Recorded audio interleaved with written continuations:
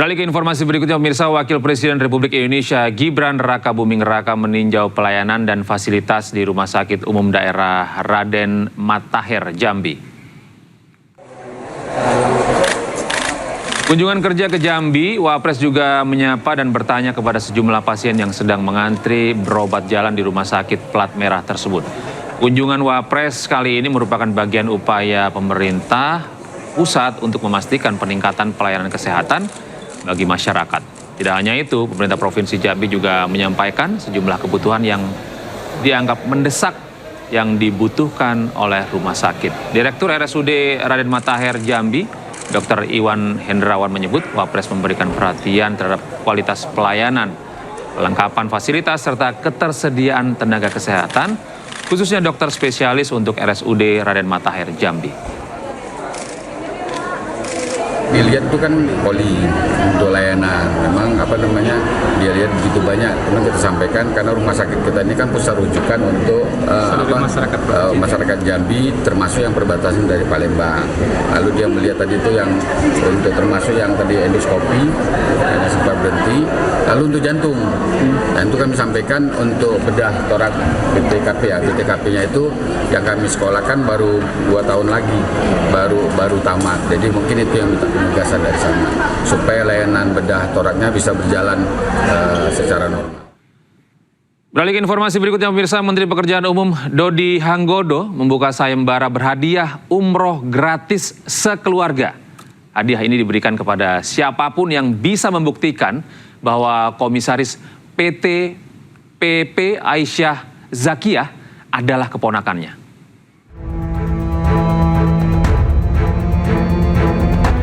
Menteri Pekerjaan Umum Dodi Hanggodo menantang siapapun yang bisa membuktikan isu nepotisme yang kini ramai dituduhkan kepadanya. Dodi membuka sayembara berhadiah umroh gratis jika mampu membuktikan bahwa Komisaris PT PP Aisyah Zakiyah adalah keponakannya.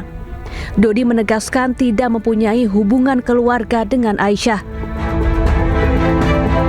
Bagaimana Pak? Pada apa mutasi? Iya Pak, ini benar Pak, ini karena terkait dengan bocornya surat Bapak. Nggak ada. Kalau mutasi itu benar Pak? Mutasi kan biasa aja. Pegawai gue 38.600 bisa nggak boleh mutasi ya. Tapi berarti bukan karena isu yang surat bocor. Nah, Pak, yang komisaris jadi ponakan apa Pak? Bukan sayembara. Kalau lu bisa buktikan, gue kasih lu umroh. Keluarga lu semua. Itu bukan ponakan apa Pak? Itu bukan sayembara tuh, gue kasih waktu sebulan. Berarti bukan ponakan Pak? Ya, lu pikir sendiri dah. Menteri PU Dodi Hanggodo belakangan menjadi sorotan publik. Selain rumor keponakan dan mutasi di kementerian, beredar pula soal gambar surat dinas ke Amerika Serikat yang mencantumkan nama istri dan anaknya. Dodi mengaku batal mengunjungi Amerika Serikat dan lebih memilih meninjau jembatan Enang-Enang di Bener Meriah, Aceh.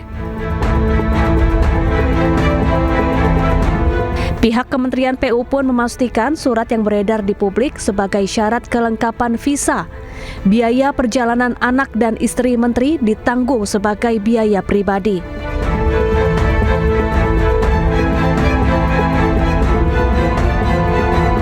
Saat ini Kemen-PU masih mencari pihak yang membocorkan berkas perjalanan dinas yang beredar di media sosial. Tim Liputan iNews melaporkan. iNewsRadio masih akan kembali dengan informasi. Pasukan Garda Revolusi Islam Iran kembali meluncurkan serangan rudal ke pangkalan Amerika Serikat di Timur Tengah. Nantikan informasinya.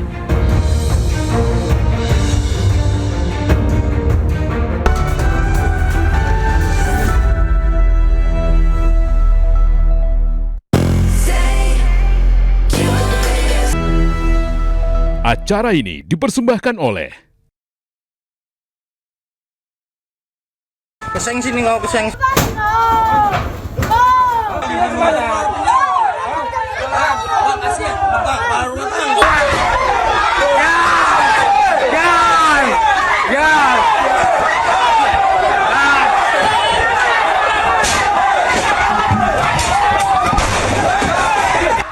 viral di Res Narkoba Polda Sumatera Utara. dihujani batu oleh oknum warga saat akan menangkap seorang pengedar sabu di Medan, Sumatera Utara. Meski pelaku sempat kabur dan lebih dari sebulan diburu, pelaku akhirnya diringkus di kawasan Kampar Riau oleh polisi. Selain menangkap pengedar sabu, polisi juga mengamankan 2 oknum warga yang terlibat penyerangan. Polisi sudah menangkap 4 pelaku penyerangan, sementara 9 sisanya masih dalam pengejaran. Jadi tersangka F terkait dengan kasus narkotika yang di Mall Tatuli yang sempat viral itu sudah berhasil kami tangkap di wilayah Kampar, Provinsi Riau. Dan sekarang dalam proses untuk pemberkasan terhadap yang bersangkutan. Rekan-rekan sekalian, di balik pengungkapan itu juga ada tindak pidana yang lain, dan tindak pidana itu ditangani oleh penyidik dari Direktorat Reserse Kriminal Umum. Kini pelaku pengedar narkoba dijerat dengan Undang-Undang Narkotika dengan ancaman hukuman di atas 10 tahun penjara. Sedangkan pelaku penyerangan terancam hukuman di atas 2 tahun penjara. Dari Medan, Sumatera Utara, Aminur Rasid, iNews melaporkan.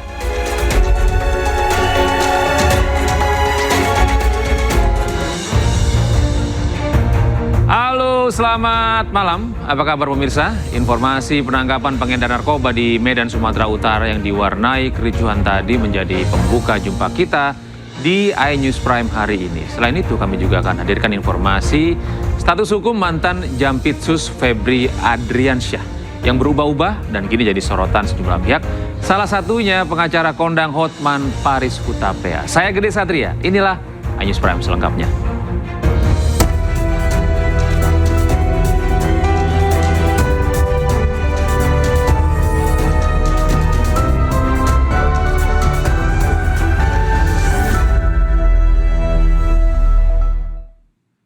Kami awali iNews Prime hari ini dari Pulau Madura, pemirsa. Penggerebekan buron kasus penyalahgunaan BBM bersubsidi di Pamekasan, Jawa Timur berlangsung tegang. Petugas sempat dihalangi keluarga tersangka saat melakukan penangkapan.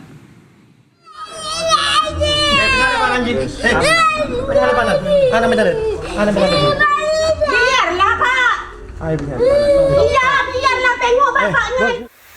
Ketegangan terjadi saat polisi menangkap tersangka penyalahgunaan BBM subsidi yang telah buron selama 2 bulan. Keluarga tersangka sempat berdebat dan berusaha menghalangi petugas. Namun penangkapan tetap dilakukan. Dari lokasi, polisi menemukan ratusan drum, jeriken, dan tandon yang diduga digunakan untuk menampung solar subsidi. Polisi menyebut tersangka berperan menyiapkan stok solar yang kemudian dikirim ke gudang di wilayah Sidoarjo. Hingga kini, 6 tersangka telah ditangkap. Polisi juga menyita 3 unit truk dan masih menyelidiki jaringan penjualan BBM ilegal tersebut. Tersangka yaitu si tersangka ini menyediakan monopol terkait minyak berupa solar yang dikumpulkan kemudian dijual kembali dan penagihnya tersebut sudah diamankan di sebelumnya. Penyidik juga masih menelusuri kemungkinan adanya pelaku lain dalam jaringan BBM ilegal tersebut. Dari Bangkalan, Jawa Timur, Taufik Syarawi, iNews melaporkan. Ya, pemirsa, diduga hanya karena persoalan membunyikan klakson sepeda motor di depan rumah, seorang warga digotong paksa satu keluarga tetangganya sendiri di Jalan Petojo 5, Gambir, Jakarta Pusat. Korban digotong sejauh sekitar 100 meter hingga ke depan gang dan diduga mendapatkan kekerasan.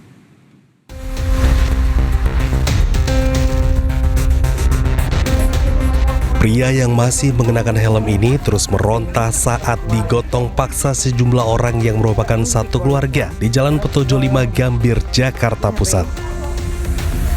Kedua kaki dan tangannya diangkat para pelaku membuat korban tak berdaya. Korban digotong paksa sejauh sekitar 100 meter dan diduga mendapat kekerasan fisik.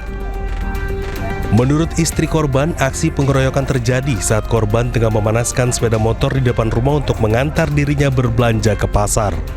Karena ia sedang berada di dalam rumah, korban membunyikan klakson dengan maksud memberikan isyarat kepada istrinya. Rupanya, bunyi klakson motor korban memancing kemarahan tetangga depan rumahnya yang langsung keluar dan memaki korban serta memukul helm korban. Selanjutnya, pasangan suami istri bersama putranya dan seorang warga lain menggotong paksa korban. Kejadian tersebut terjadi pada Desember 2025, namun baru beberapa waktu belakangan viral di media sosial. Ironisnya, meski telah melaporkan aksi dugaan penganiayaan itu ke polisi, namun hingga kini belum ada terlapor yang dijadikan tersangka.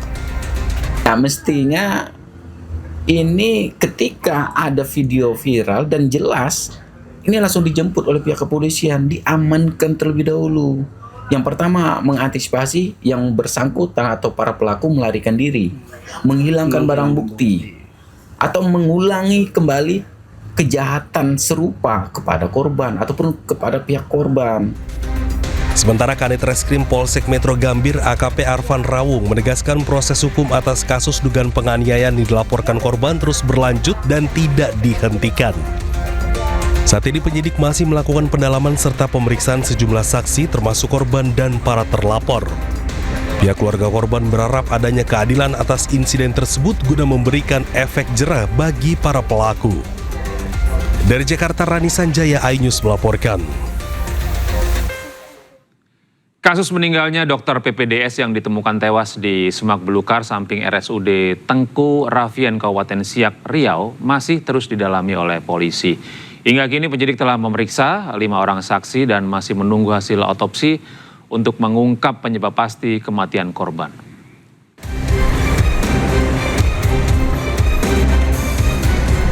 Dalam perkembangan penyelidikan kasus meninggalnya dokter PPDS yang ditemukan tewas di Semak Belukar samping RSUD Tengku Rafian Kabupaten Siak, Riau, Polres Siak telah memeriksa 5 orang saksi. Kelima saksi diantaranya merupakan 3 petugas rumah sakit yang menemukan korban, yaitu 2 petugas keamanan Arif Syahdu dan Rudi Arianto, serta sopir ambulans seorang rekan sejawat korban sesama mahasiswa PPDS dan dokter BN yang merupakan dokter pendamping atau supervisor korban. Pemeriksaan saksi masih dilakukan secara intensif untuk menyusun kronologi dan mengetahui aktivitas terakhir korban sebelum ditemukan meninggal dunia. Diketahui jenazah korban telah diautopsi di Rumah Sakit Bayangkara Pekanbaru. Namun hingga saat ini polisi masih menunggu hasil pemeriksaan forensik dan belum menyimpulkan penyebab kematian maupun adanya unsur tindak pidana. Telah selesai dilaksanakan otopsi, namun dokter forensik belum bisa memastikan penyebab dari kematian karena masih memerlukan pemeriksaan lanjutan terhadap beberapa sampel yang harus dilakukan pemeriksaan di laboratorium forensik. Untuk pemeriksaan ini, saya selaku Kasat Reskrim telah membuat surat permohonan pemeriksaan kepada laboratorium forensik dan mudah-mudahan hasil koordinasi tadi, hasil dari pemeriksaan akan keluar lebih kurang 2 minggu lagi. Penyidik memastikan proses penyelidikan masih berlangsung dengan mendalami keterangan para saksi serta hasil pemeriksaan forensik untuk mengungkap penyebab pasti meninggalnya dokter PPDS tersebut. Dari Kabupaten Siak, Riau, Eli Suwanti, iNews melaporkan. Kita beralih ke informasi berikutnya, pemirsa. Pengacara kondang Hotman Paris Hutapea menyoroti perubahan status hukum mantan Jampitsus Febri Adriansyah. Dari tersangka menjadi saksi lalu berubah lagi menjadi tersangka. Menurut Hotman, perubahan status ini berpotensi untuk menimbulkan pertanyaan publik terkait kepastian proses hukum yang tengah berjalan.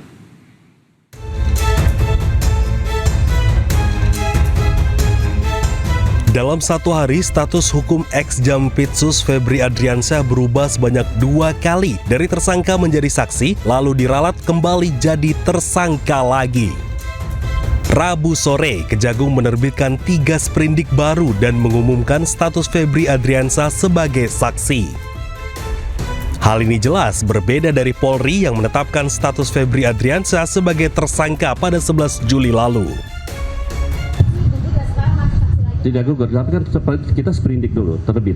Tidak gugur, yang penting kita terima dulu, kita pelajari semua. Dalam pertimbangan kita termasuk sprindik dari Polri. Dan sprindik dari Polri.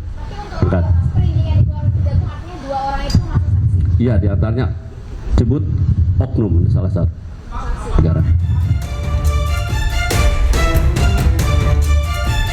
Hanya berselang beberapa jam setelahnya, Kejagung pun meralat pernyataannya terkait status Febri. Dalam siaran pers resmi, Kejagung menyebut status Febri masih sebagai tersangka. Berubah-ubahnya status hukum ex-Jampitsus Febri Adriansyah ini pun mengundang kritik tajam pengacara kondang Hotman Paris. Melalui unggahan di akun Instagram pribadinya, Hotman pun mengaku heran dengan dinamika penangkapan perkara tersebut. Pernyataan Hotman ini langsung jadi perhatian warganet dan memicu berbagai tanggapan di media sosial. Tim Liputan iNews melaporkan. Sementara itu pemirsa, Ketua Masyarakat Anti Korupsi atau MAKI Boyamin Saiman mengaku kecewa dengan status tersangka yang disandang. Hingga kini ex-Jampitsus Febri Adriansyah belum juga ditahan. Ia pun berencana mengajukan pra-peradilan dan menggugat Kejaksaan Agung terkait penundaan penahanan ini. Saya ya kecewa, kenapa kalau ini sudah ditetapkan tersangka, sudah ada surat perintah penyidikan, sudah ada barang bukti dan juga alat bukti, kemudian tidak dilakukan penahanan. Maka nanti ya gantian saya mengajukan gugatan kepada Kejaksaan Agung karena tidak segera melakukan penahanan terhadap tersangka-tersangka, dalam hal ini FA misalnya gitu. Dasarnya apa? Pasal 158 huruf E KUHP yang baru, di sana dikatakan penundaan tidak sah termasuk objek pra-peradilan. Nah, kalau sudah tersangka tidak ditahan itu kan namanya itu menunda-nunda gitu kan, karena harusnya kan ditahan karena ancaman hukumannya juga tinggi, di atas 5 tahun gitu. Nah, itulah harapan saya segera dilakukan penahanan. Nah, kalau nanti Pak Febri juga melakukan pra-peradilan tidak sahnya penetapan tersangka atau tidak karena ditahan gitu, tidak sahnya penahanan, ya mereka juga harus siap juga. Memang penyidik itu sekarang bisa diuji dari kanan, dari kiri, dari pelaku maupun dari si korban. Nah, kami mewakili korban gitu. Jadi saya kemarin agak ada perbaikan bahwa penetapan tersangkanya tidak gugur. Nah, itu kan di kepolisian, tapi di tingkat penyidik Kejaksaan Agung sudah ada nggak surat penetapan tersangka yang administrasinya dibuat benar, misalnya juga diberitahukan kepada si tersangkanya. Nah, justru itulah kita tunggu seminggu ini, 2 minggu lah maksimal, nanti akan kita gugat pra-peradilan jika itu kemudian tidak ada. Pemirsa, Kejaksaan Agung membentuk tim penyidik khusus mengusut kasus yang menyeret ex-Jampitsus Febri Adriansyah. Tim penyidik khusus ini bentukan Kejagung diisi oleh 9 jaksa senior dan mayoritas adalah alumni KPK.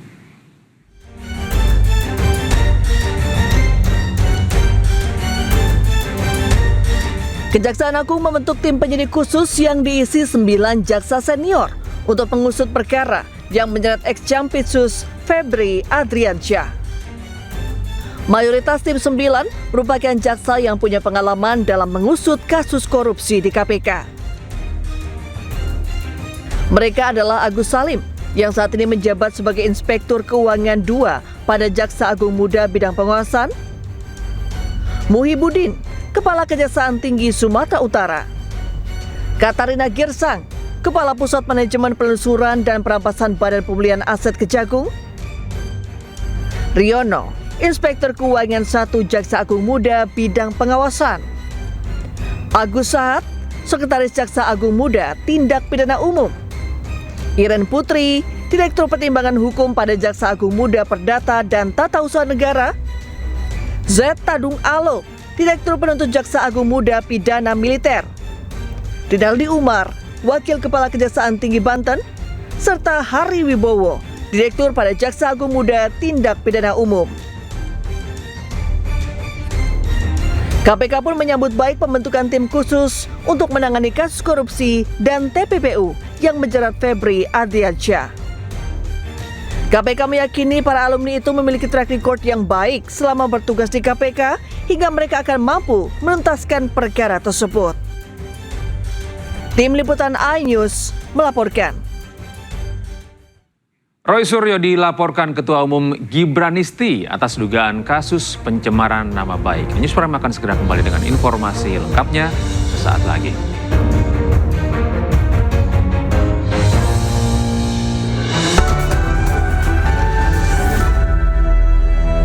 Sementara itu sidang pra-peradilan kedua yang diajukan Roy Suryo terhadap Polda Metro Jaya memasuki agenda penyerahan kesimpulan di Pengadilan Negeri Jakarta Selatan. Agenda ini menjadi tahapan akhir sebelum Hakim Tunggal membacakan putusan pada 20 Juli mendatang. Sidang pra-peradilan Roy Suryo resmi memasuki tahap akhir dengan agenda penyerahan kesimpulan dari pihak pemohon maupun termohon.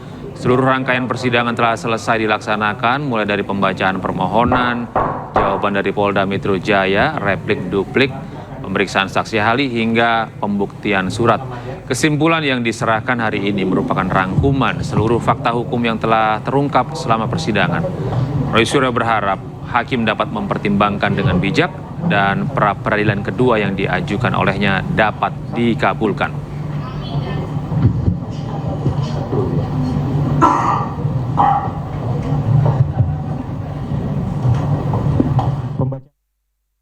Ya, tentu kesimpulan kita adalah kita susun secara cermat betul. Insya Allah apa yang terjadi atau apa yang sudah berhasil pada saat pra-peradilan yang pertama, yaitu tentang kita berhasil ya membuat yang namanya penangkapan, penahanan dan penggeledahan itu menjadi tidak syah.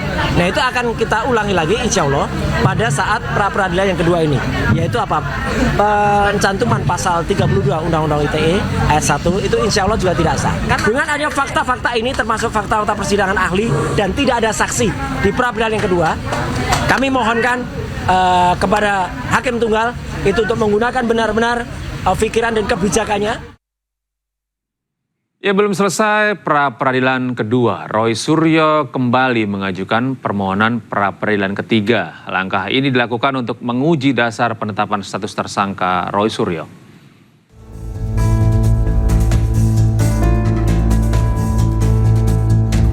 Kuasa hukum Roy Suryo, Abdul Ghafur Sangaji, mengajukan gugatan pra-peradilan ketiga untuk mensomasi Polda Metro Jaya secara parsial tentang pasal-pasal penetapan tersangka.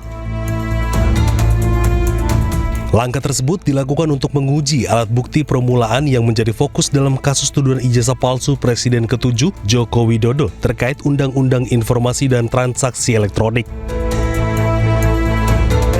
Selain itu, permohonan pra-peradilan diajukan secara terpisah untuk setiap pasal yang dijadikan dasar penetapan tersangka. Kami akan mengajukan kembali permohonan pra-peradilan untuk pasal 35 Undang-Undang ITE karena kami ingin melakukan challenging ya atau mensomir ya termohon secara parsial. Pasal-pasal penetapan tersangka itu kami ingin cicil parsial. Kenapa kami ingin cicil parsial? Karena kami ingin menguji alat bukti permulaan yang cukup itu fokus ya. Jadi kami tidak membuat dalam satu permohonan gado-gado ya, tapi kami akan cicil satu persatu dan berdasarkan hukum acara pidana yang hari ini berlaku, tidak ada pembatasan terhadap jumlah permohonan pra-peradilan. Mau 1, mau 2, mau 3, bahkan 100 sekalipun, sepanjang objek yang dimohonkan itu tidak nebis in idem, maka tetap dibenarkan secara hukum acara pidana.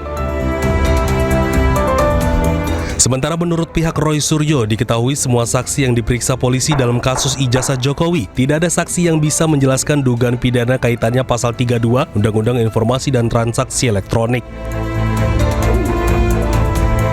Dari Jakarta, Tim Liputan iNews melaporkan. Sementara itu, pemirsa, sidang lanjutan perkara Dr. Tifa kembali digelar di Pengadilan Negeri Jakarta Timur pada Kamis siang. Dalam sidang ketiga ini, Jaksa Penuntut Umum membacakan tanggapan atas eksepsi atau nota keberatan yang diajukan pihak terdakwa. Dalam persidangan, Jaksa meminta Majelis Hakim menolak seluruh eksepsi yang diajukan tim kuasa hukum Dr. Tifa. Menurut Jaksa, surat dakwaan telah disusun secara cermat, jelas, dan lengkap sesuai ketentuan KUHP. Jaksa juga menilai sejumlah keberatan yang diajukan pihak terdakwa telah masuk ke dalam pokok perkara. Usai mendengarkan tanggapan Jaksa, Majelis Hakim menunda persidangan dan akan membacakan putusan sela pada sidang berikutnya. Melalui putusan tersebut, Hakim akan menentukan apakah eksepsi terdakwa diterima atau tidak. Apabila ditolak, persidangan akan berlanjut ke tahap pemeriksaan saksi dan pembuktian. Nah, jadi kemudian yang paling penting tadi sudah disampaikan pada perkara ini ya, pada sidang hari ini yang paling penting sebetulnya adalah sesi yang terakhir ya teman-teman ya, masyarakat Indonesia. Anda semua bisa melihat betapa enggannya, betapa tidak maunya jaksa penuntut umum menyerahkan berita acara BAP dari ahli ya sebanyak 26 orang ahli yang dihadirkan oleh Polda Metro Jaya. Padahal 26 ahli itu resumenya ada, tetapi di BAP mereka tidak ada. Ini sudah sidang ketiga. Karena seharusnya sebelum sidang berjalan, pada sidang pertama, itu BAP sudah diserahkan kepada kami, lengkap. Selengkap BAP yang diterima oleh hakim. Tapi kami sudah meminta 3 kali, melalui surat sudah kami minta, melalui sidang juga kami minta, sampai sidang yang ketiga ini, BAP yang kami terima itu belum lengkap juga, dan itu jantungnya. Sementara itu pemirsa, pihak bongkar ijazah Jokowi atau Bon Jovi mendatangi PT UN Jakarta untuk memenuhi panggilan sidang gugatan Universitas Gadjah Mada terkait status ijazah Jokowi. Sebelumnya status ijazah Jokowi diputus sebagai informasi publik yang bisa diakses oleh masyarakat.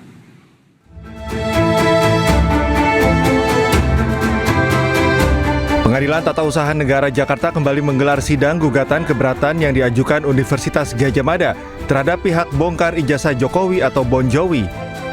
Gugatan ini merupakan respon atas putusan Majelis Hakim Komisi Informasi Pusat terkait status ijazah Presiden ke-7 RI Joko Widodo yang diputus sebagai informasi publik. Sidang dengan agenda pemeriksaan saksi ini menjadi persidangan terakhir sebelum Majelis Hakim menjatuhkan putusan. Pihak Bon Jovi menghadirkan saksi ahli hukum yang juga merupakan mantan Hakim Konstitusi RI periode 2003-2008 Marwarar Siahaan.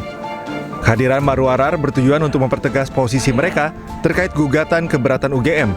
Pihaknya menilai permohonan keberatan yang diajukan UGM ke pengadilan sudah kadaluarsa. Yang kedua, yang saya garis bawahi dari yang keterangan ahli tadi, apa yang diputuskan oleh Majelis Hakim KIP itu sudah benar, yakni Majelis Hakim KIP mengabaikan batas waktu terlambat bagi kami untuk mengajukan permohonan. Menurut Majelis Hakim KIP bahwa keterlambatan kami mengajukan permohonan itu. Hukum itu tidak lagi badan hukum publik negara. Oleh karena itu, kalau dia mengajukan keberatan di dalam hal ini dikatakan di tempat kedudukannya di pengadilan negeri. Ini menjadi persoalan yang akan terjadi. Kita lihat nanti dalam putusan hakim. Sidang gugatan ini merupakan kelanjutan dari putusan KIP pada April 2026. Dalam putusan tersebut, Majelis Hakim KIP mengabulkan permohonan Bon Jovi dan menyatakan bahwa ijazah Jokowi merupakan informasi publik yang boleh diakses masyarakat. Dari Jakarta, tim Liputan iNews melaporkan. 8 pelaku kekerasan seksual terhadap seorang remaja perempuan di Sampang, Jawa Timur siap menghadapi tuntutan jaksa. Kami hadirkan informasi lengkapnya usai jeda.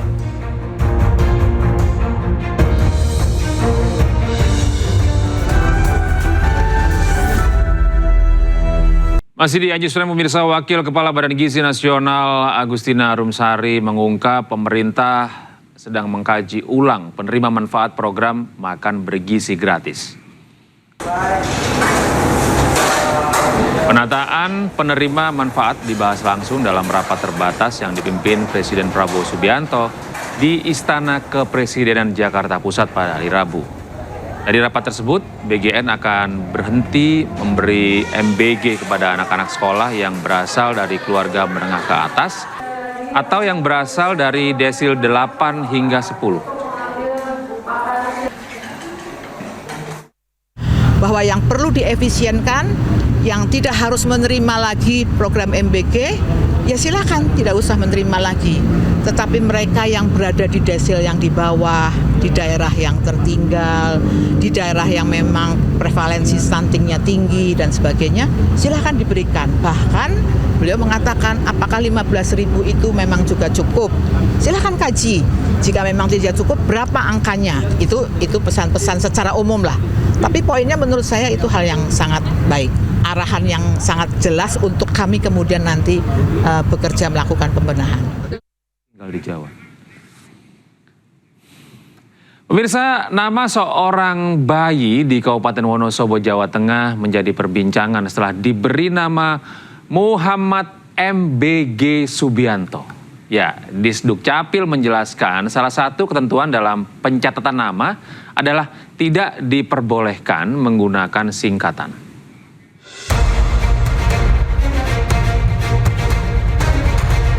Bayi laki-laki yang diberi nama Muhammad MBG Subianto oleh kedua orang tuanya di Kabupaten Wonosobo, Jawa Tengah viral di media sosial. Nama MBG serta Subianto yang disematkan pada bayi tersebut bukan sekedar unik. Menurutnya sang ibu, nama itu menjadi simbol rasa syukur atas perubahan hidup yang dialami keluarganya. Ia menilai program makan bergizi gratis telah membuka kembali kesempatan kerja dan membantu meningkatkan perekonomian keluarga.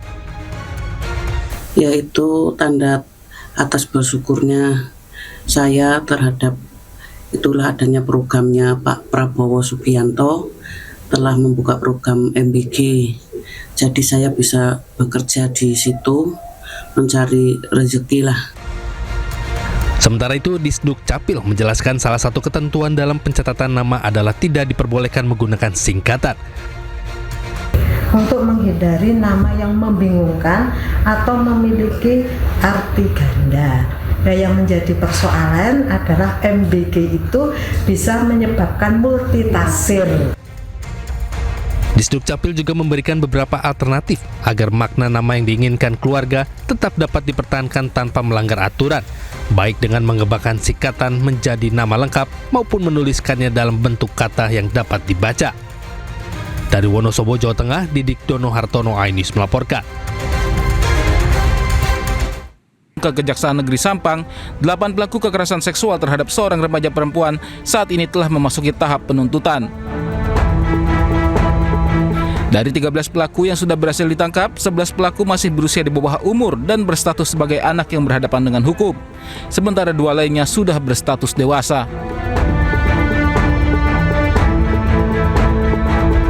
Kejaksaan Negeri Sampang saat ini masih menyusun konstruksi dakwaan sebagai dasar penuntutan terhadap 8 pelaku dalam perkara tersebut. Saya perintahkan kepada penuntut umum untuk mengkonstruksikan masing-masing anak yang berhadapan dengan hukum sehingga dapat segera kami limpahkan. Sementara itu, pihak kepolisian kini masih menyelidiki adanya grup WhatsApp yang dibuat oleh 27 orang pelaku untuk merencanakan aksi bejatnya. Keberadaan grup yang dibuat oleh pelaku utama berinisial AP itu terungkap dari hasil pemeriksaan terhadap para tersangka yang telah ditangkap. Keberadaan grup tersebut menjadi salah satu petunjuk yang membantu penyidik menelusuri keterlibatan pelaku lain hingga jumlah tersangka terus bertambah. Dari Sampang, Jawa Timur. Terima kasih Anda masih bersama kami di iNews Prime. Pemirsa, Roy Suryo kembali berhadapan dengan masalah hukum. Dan kali ini Roy dilaporkan atas dugaan kasus pencemaran nama baik. Roy Suryo dilaporkan ke Polres Metro Jakarta Selatan atas dugaan pencemaran nama baik dan fitnah. Laporan dilayangkan oleh Ketua Umum Gibranisti Taufik Bilfakih. Taufik menjelaskan laporan ini bermula dari rentetan kegaduhan terkait validasi gelar S3 Roy Suryo dari Universitas Negeri Jakarta atau UNJ. Menurutnya, pernyataan Roy Suryo telah menyerang kehormatan dan harga dirinya di depan publik. Ia menilai ada unsur niat jahat dalam pernyataan-pernyataan yang dikeluarkan oleh Roy Suryo. Kuasa hukum Taufik telah menyerahkan sejumlah barang bukti kepada penyidik, termasuk rekaman pernyataan Roy Suryo yang diduga melanggar Undang-Undang Informasi dan Transaksi Elektronik. Saya bisa melihat ijazahnya Jokowi itu 99,9%. Padahal di saat yang bersamaan Anda itu punya masalah secara akademik. Kan gitu. Di saat yang bersamaan Anda punya problem secara akademik dan Anda tidak jujur.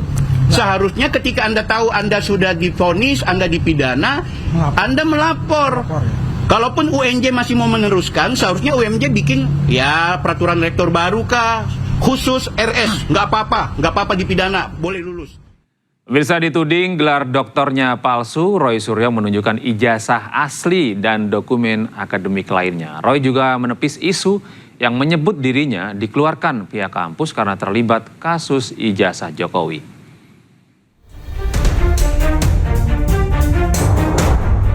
Roy Suryo membantah keras tudingan yang menyebut gelar doktornya palsu. Roy secara langsung menunjukkan ijazah doktor asli yang diterbitkan oleh Universitas Negeri Jakarta untuk membuktikan bahwa gelar akademiknya sah dan legal. Ia menyebut mulai studi doktornya pada tahun 2016 sempat tertunda beberapa waktu sebelum akhirnya dilanjutkan tahun 2020 dan berhasil menyelesaikan pada 2024. Untuk memperkuat pembuktiannya, Roy Suryo memperlihatkan sejumlah dokumen akademik asli miliknya. Selama ini saya selalu menunjukkan ijazah S1. UGM ini asli. Ini kopinya. Dan itu ada legalisasinya. Kemudian ada ijazah S2. MKes. UGM asli juga ini. Dan selama ini yang kemudian digoreng oleh para termul adalah saya hanya menunjukkan surat tanda lulus. Memang surat tanda lulus adalah tanda seseorang memang telah lulus dan di sini jelas berhak memegang gelar doktor. Inilah ijazah asli yang saya dapatkan dari Universitas Negeri Jakarta sah. Di sini ada embosnya, ya, tuh ada embosnya. Ada juga watermarknya. Dan ini bukan ijazah, lintasan stempelnya jelas. Dan ini bukan ijazah baru dicetak di Pasar Pramuka dekat dengan UNJ, enggak. Roy juga meluruskan isu yang menyebut dirinya dikeluarkan atau drop out dari UNJ.